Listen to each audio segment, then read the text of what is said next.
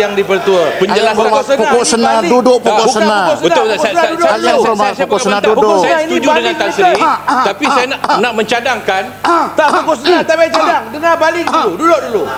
Saya nak mencadangkan penjelasan secara bertulis, Tan Sri. Penjelasan secara bertulis itu lebih baik. Ada yang berhormat, duduk yang berhormat. Duduk.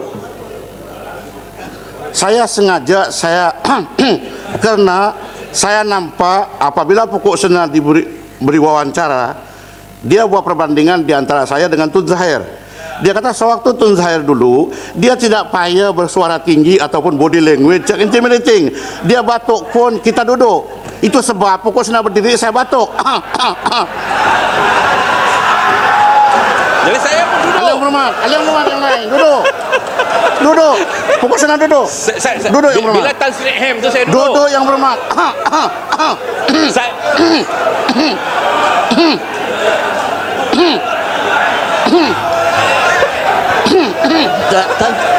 Saya hanya mencadang supaya penjelasan itu secara bertulis, menjimatkan masa kita untuk bahas. Ada 6 lagi agenda kita. Panggil Tota. Itu saja. Panggil Tota.